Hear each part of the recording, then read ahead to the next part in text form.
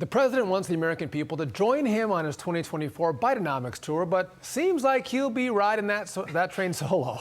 According to a new Fox News poll, only 24% of voters would rate the economy as excellent or good. And while the president says he's investing in America, in reality, he's investing in his own green agenda. Vice President Harris, she's pushing environmental justice. Energy Secretary Jenny Granholm, she's pushing you into electric vehicles. EPA Chief Michael Regan, he's all in on solar rooftop panels. And Education Secretary Cardona visiting training programs to get Americans prepared to work in the green energy sector. Oh my, this is also horrible. To straighten this all out for us, here is the Forbes media chairman and editor-in-chief, the great Steve Forbes, along with Heritage Foundation Distinguished Fellow in Economics, Steve Moore. We have a Steve Squared panel. Gentlemen, welcome. Good to be here. Steve Forbes, listen, it's nauseating reading all of this green agenda garbage that's coming from this administration. What impact does this have on the American economy? Well, what he's trying to do is really a reprise of what Franklin Roosevelt did back in the 1930s when the Depression wasn't getting that much better. They decided to create and buy off constituencies. The union movement rose up, other programs they had. So they figure he's low in popularity. Let's spread the money out and hope that somebody bites. Interesting. But it also creates the haves, his cronies, right, where all the $1 trillion slush fund that he's got out there, and then the have-nots. So, again, he's currying favor with the unions and all the rich people in the cronyism. Yeah, well, I call it something. Statism.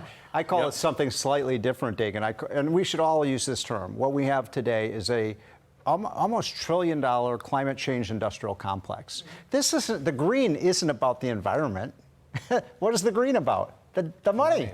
It's about the money. Did you know there was a new report that just came out a week ago by the International Energy Administration? It found that all countries in the world over just the last 5 years have spent $2 trillion on climate change. Can you imagine what they could have done with $2 trillion? By the way, last year we had more carbon emissions than ever before. Gee, they really spent that $2 trillion well, didn't they, Dagan?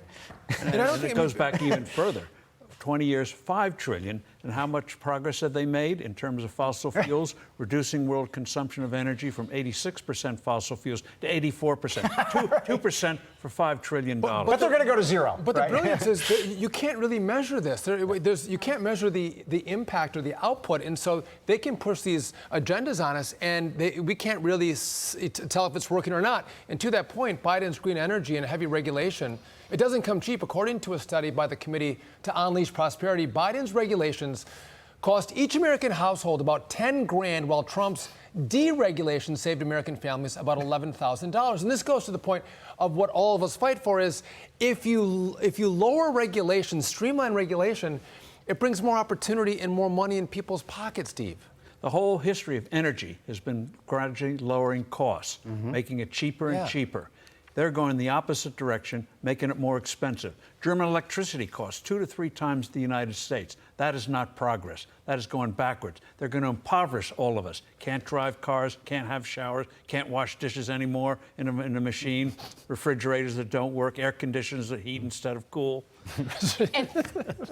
And Steve, that is what is so infuriating, though, about the regulatory cost. They are hidden. And the American people, there's a malaise in the country.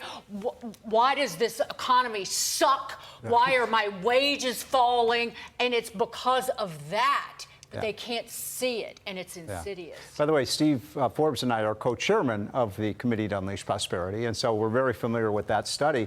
And by the way, it's really interesting because under Obama, huge increases in regulatory costs, right? And then Trump, remember, he said, I'm going to get rid of, 3 regulations for every new one or something like that. And then the costs went way down, and then Biden comes in and way up again. So that's why I call it, you said you were liking this to Roosevelt. I think what we have with Biden is Obama's third term, and it's not working out any better than it did for Obama. No, I remember when I was in Congress in my first year, us freshmen would go down and we'd have the stacks of regulations from the Obama administration just over the last couple of years. I mean, they're massive, voluminous. And Biden, by the way, Biden's regulatory costs are higher than Obama's. I mean, and it kind of goes back to freedom. I look and say, I like to have stoves that work. I like a washing machine that works, a dishwasher that works. I like air conditioning.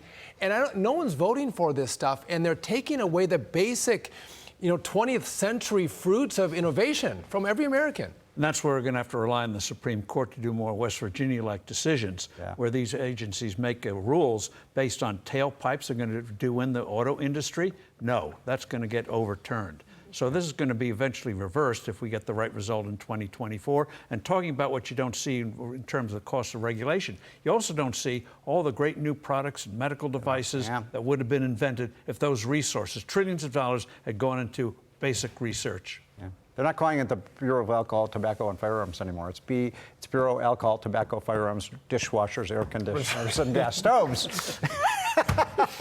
God help us, 2024 can't come soon You enough. can hear my dead mother screaming from on high because running a small business, they had to deal with They it don't even every save day. water because you have to wash everything twice. You run it through the cycle twice. The dumbest thing I've ever seen. You're the best. You're the best. Thank Steve and you. Steve, thank you. Thank you. Appreciate it.